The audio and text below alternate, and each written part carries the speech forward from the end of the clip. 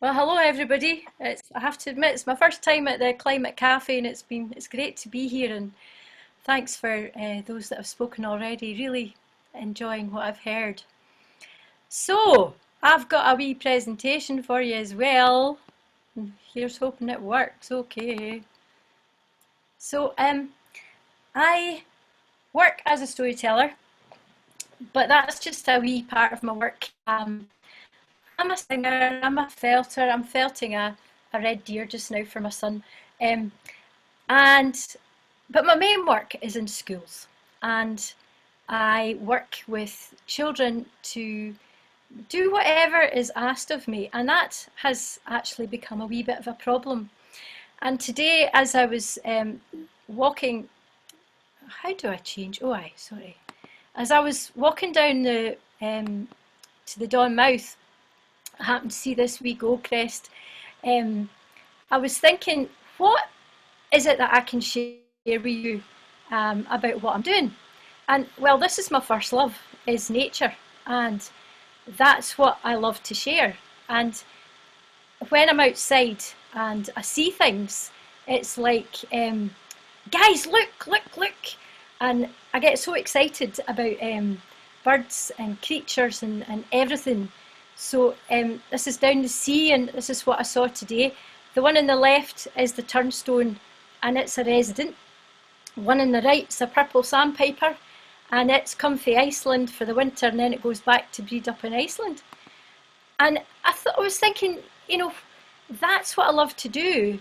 Whatever it is, from the tiniest wee mosses to the greatest, biggest thing, I love to share. And it's how I call it. It's like an osmotic thing, where you're excited about something, and that's kind of infectious. Um, a lot of the time in schools, they'll say, right, Grace, could you go and do a session up in the wood? So I take my TP if it's required, we have fire if it's required, and yeah, all kinds of things like that, working with the teachers as well. But it's all wee bitties. It's nothing lasting. It's nothing that's changing the ethos of the school's fabric in a long-term way. And gradually over the years, I've got really frustrated about that, because I thought, our kids, how on earth are they meant to be the caretakers of the world if they're not getting that education that they actually require? I thought, well, okay, if nobody's doing that, then maybe I will. So I decided to set up a wee pilot project, and I invited schools to join me. And for 8 weeks, 4 classes in 4 different schools, they went out to look at their local area and their local river. And I got experts involved, I got artists and musicians involved. It was 2 in the Shire and 2 in the city, 2 schools in each, and it was very interesting to see what happened. So initially, I and a friend of mine, Sheena Blackhall, we came in and we told the stories of the land. And this lady is an archaeologist, and she came into one school and told them about the archaeology around about the school. And then Forestry and Land Scotland, if you don't know about this treasure box, it's amazing. It's a huge box full of archaeological bitties, and the kids get to handle it for weeks at a time, and there's so much you can do with that. And they engage really well in that kind of thing. And because they'd had the stories already, they immediately connect with what they're looking at. And then it was outdoors, and with the experts going down to the river, going into the woods to see what they could find.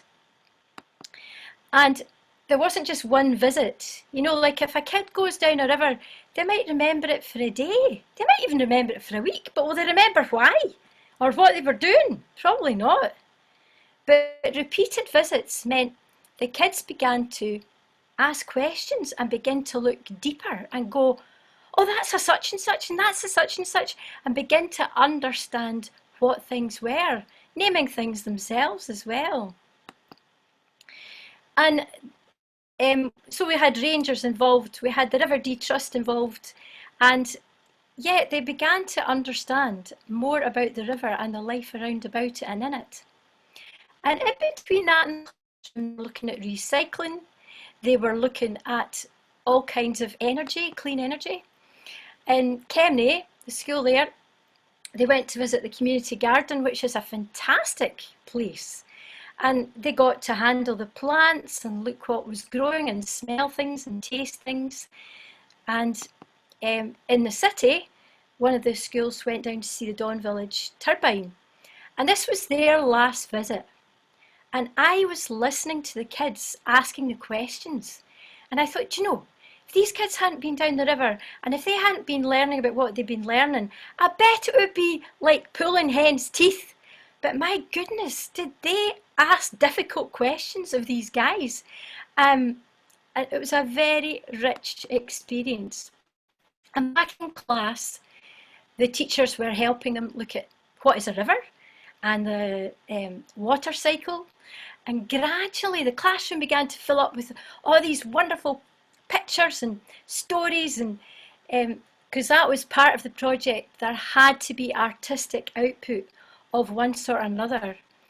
And we had musicians coming in. One school created a fantastic soundscape, and one class got to go down to Peacocks and use the Risograph and created some, what their response was to what they'd learned. And I was outdoors with some of the kids helping them make up stories from the land. And all of that came together in a beautiful way. Each of the schools did some kind of display. And two of the classes got to do a radio show with Mr. Stephen Bly, whom some of you will know, at SHMU. That went really, really well. So what now? I mean, it was a pilot project. I was giving it a go. Well, my hope is that for April to June, if I can get hold of the funding, I'm going to be working with one whole school, and they're going to be for 8 weeks looking at the land, delving into the soil, finding out what's in it and what they can grow. The school's already got these boxes in place, but we're going to be looking at seeing how they want to develop it further. But the important thing is, everybody is working on this. This is not just Grace going, this is my baby. It's the schools, and they've got to decide how it goes. Start where they are and move on from there. And they're excited about it as well, but it's working with people where they're at, not expecting them to be at number 10 when they're just at number 1. That's just how it is. You go where they're at. And the important thing is to be working with the kids, to be listening to their voices and hearing what they want to say. So that's a wee bit of where I'm at. And if you want to be in touch, that's my website. I made a wee film of the project I've just shown you, and that's on YouTube if you want to hear about it. But I wanted just to leave you with this song, and it's interesting, Bebo, what you said, because some of this is in this wee song. Have you heard the spotted sheep? Have you seen the colors he wears? Tiger bird, one laddie named him. He likened him anywhere. Nature's hold around us, fragile yet so strong. All seen as a commodity, pick up, use, and then put down. Screens dominate our lives, we're partitioned from the land.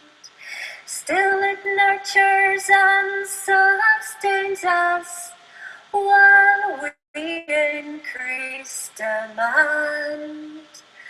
Nature's hold around us, fragile yet so strong. In our disconnect from the natural world can we locate where we truly belong? If not now, then when? Open your door, step out from where you stand, begin. Earth between your fingers, can you hear the robins sing? Nature's hold around us, fragile yet so strong. See the detailed beauty on the wasp's fine wing. Smell the colors of autumn or the young green of spring. If not now, then when? Give yourselves time to wonder, play with curiosity. What bears o'er the earth, not just upon it, delight to touch and smell and see. Nature's hold around us, fragile yet so strong.